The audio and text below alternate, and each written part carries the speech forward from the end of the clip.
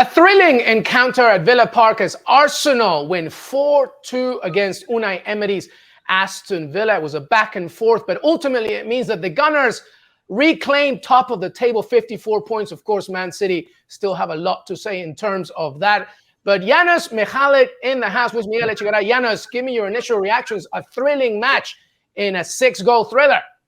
Hey, you just have to talk about Arsenal and their spirit, right? I mean, they had so many reasons to quit, so many reasons, twice behind. I think it tells you everything about this Arsenal side, because I thought that, after, what happened to Manchester City, where, by the way, in that game, they played well. They lost to a team that they dominated for long periods of time. And you think, my goodness, maybe it's not the time, right? Because these are the sort of games, I think that, in the past, we'd say, well, this is still a fragile Arsenal football club. But, Luis, I don't think they showed that. They showed maturity, poise. They were sticking to a plan to a degree. They never changed. And it didn't seem to me that they panicked in a game like this. They were just going after it, truly believing in the spirit of the team and the fact that they can win this and continue to stay in that title race.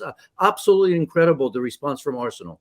Yeah, it was staying 2-0 until stoppage time, and then it took, of course, some great play and a fantastic goal from Jorginho. How important has this addition been, Janusz? Because I feel like in the January transfer window, there was a lot of talk, obviously, all the business that Chelsea was doing, etc. But Jorginho is sneakily becoming one of those key players. I mean, a great shot that obviously ultimately became an own goal by Emiliano Martinez, but he's been a good addition for Arsenal. Well, I think that's the reason they got him, right? I mean, they've always been, the depth of Arsenal always been a question and that part of the pitch. And clearly a different player than Thomas Partey. I think it's good because they balance each other out. There are games where you need Thomas Partey and his ability and physical nature of his play, box to box type of thing. For a player like Jorginho, who not only gives you experience and know-how how to win trophies, right? Club and country, obviously, but also knows this league inside out. And I think, goal aside, he was very good. I don't think he was, the best player on the pitch, but I think in that final moment, a little bit of luck, and bad defending, because that was the case in the game from both Aston Villa and Arsenal, by the way.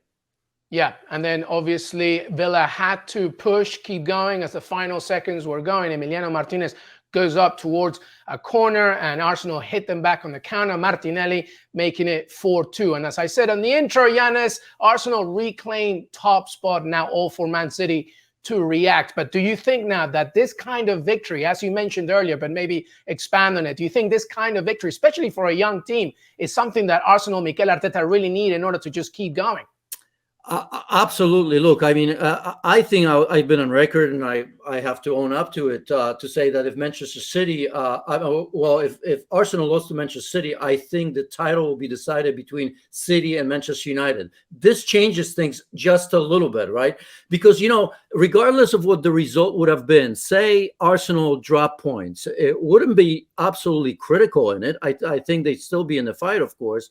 But I think it's games like these and periods of time like that where you see a team grow, and we've seen Arsenal growing, and you grow psychologically, physically, and in terms of development of some of these young players. And I think sometimes you need games like these because they teach you how to, I don't know if I want to use the word suffer, but how to learn to win games like these, or go through periods like Arsenal were going through ahead of this game. So I think it's critical for them, and it's critical this season. And say Arsenal doesn't win it, I think games like these, periods of time like these, will help you to eventually maybe win trophies in the future.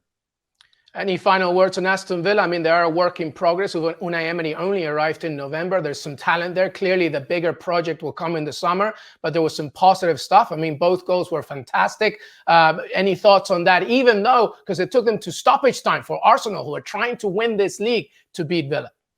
Yeah, I mean, you have to look at, the record defensively, because that's surprising, isn't it? I mean, if, you and I, and I'm sure our listeners remember defensively, how good Unai Emery could have, or has been in the past, winning massive trophies in Europe and in Spain, right? You look at Sevilla, you look at Villarreal, you think of him being able to sit back, defend, not allow teams like Arsenal to pick you apart.